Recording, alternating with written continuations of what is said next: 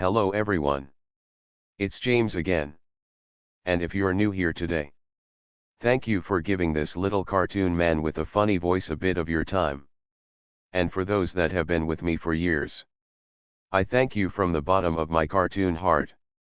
Today I want to keep things short, because what we are going to touch on will have something to do with the infamous Thomas Matthew Crooks and Lee Harvey Oswald. And I want to keep things short, because though we know a lot about Lee Harvey Oswald, we are still learning more about Thomas Matthew Crooks. However, I still think it's good to at least ask questions, and look at if history is repeating itself or so-called repeating itself.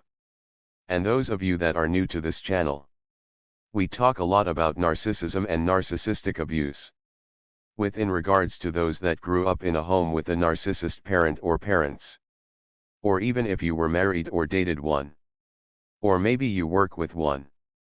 But we also have learned and know that most of the patterns you witnessed with the narcissists in your homes, you can see those very same patterns oftentimes play out on the world stage and up in the higher levels of society. And that is narcissists by and large. Not always. Because you have to remember there are different types of narcissists. But by and large, narcissists love to plan whatever evil they are doing, so someone else will do their dirty work for them, and they will take the fall. All the while, the narcissist can pretend like they have no knowledge of what just happened. We see oftentimes in the news, where a narcissist mother is arrested for letting her new substance-using boyfriend, let's say, do things he ought not do to other family members in the house. And 9 times out of 10, the mother when arrested will try to claim she had no idea and will throw her would-be boyfriend under the bus, when in reality she was in on it. And you can see this in corporate narcissism, or in other group settings. A narcissist might try to convince a new person to ask a certain question in a very important meeting.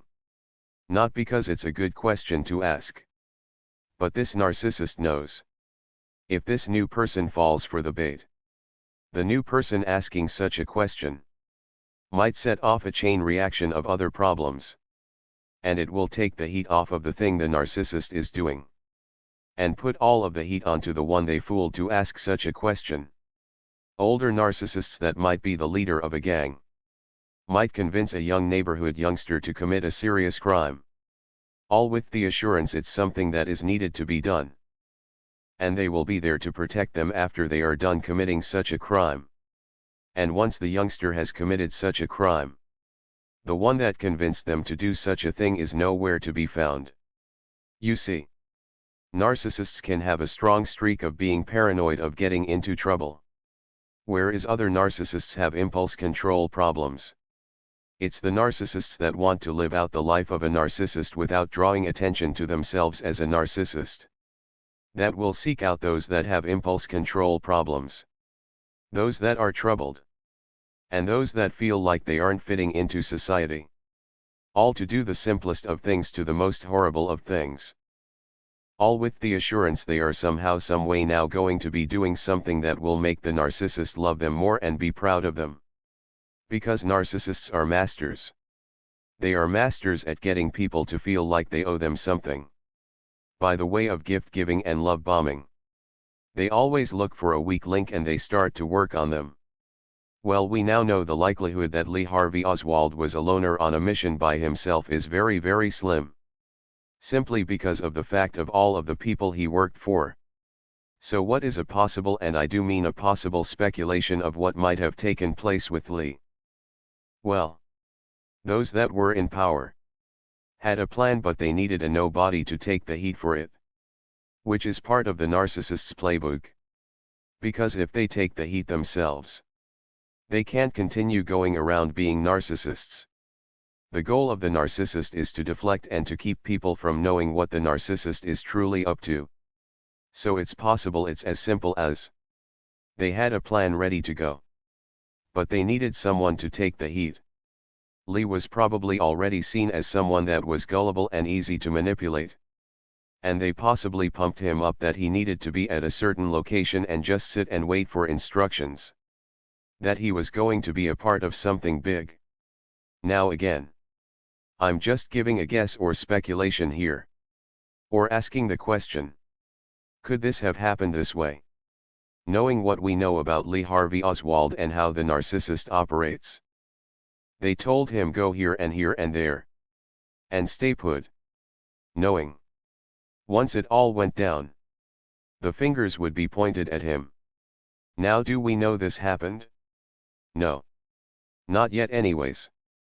But more and more people, even though they don't know about narcissism, have come to this theory as a very likely possibility.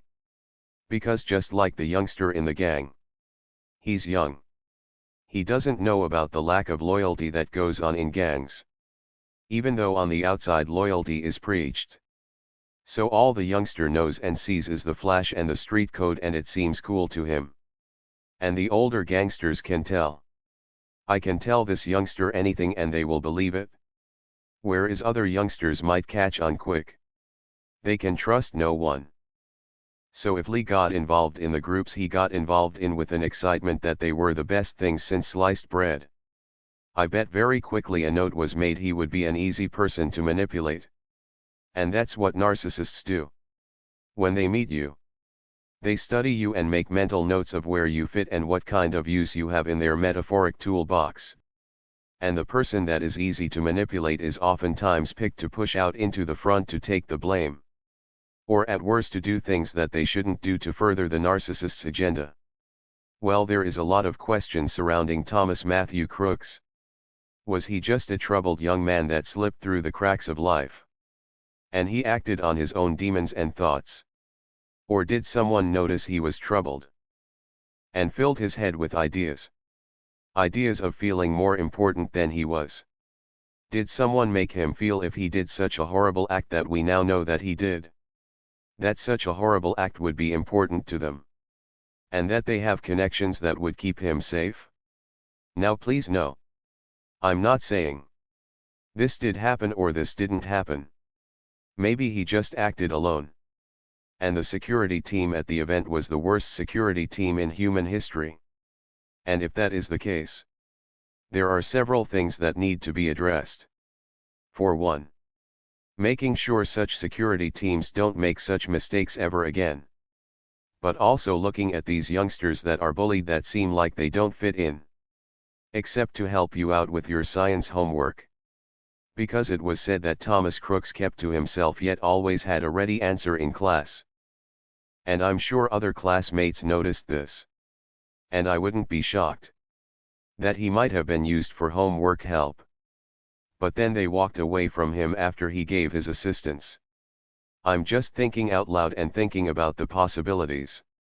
And him being smart, he might have realized, these people just want to use me for what I know. They don't want to be my friend. Now it is reported though he was kind of a loner and bullied. He did have a small friend group. But still, his wheels might have been turning in his mind in a negative way. Stewing about how he was seen and being treated. And we need to identify such young people in a way where they can be guided to a better life. And letting other kids know. Stop bullying others and to learn about people and be friendly with them if you can in a genuine way. Don't just after the fact say, oh wow, he was weird. Work on helping these young people before they go off the rails like this one did and so many others before him did as well. But then there is another possibility. He might have had all of this stewing in him. And he might have been targeted because he was easy to manipulate because of his life problems. Because we know this is the MO of the narcissist. They are always on the lookout for people they can manipulate to not only give them narcissistic supply, but they are also on the lookout for those that will do their evil will. All the while they can keep their hands clean. But remember, we are just thinking out loud and speculating. Let's see what they find out about him. And maybe we can have another talk or a better analysis of Thomas Matthew Crooks. Well, that's all I have for today. I do hope your day is blessed. And until next time. Bye for now. And be good to yourself.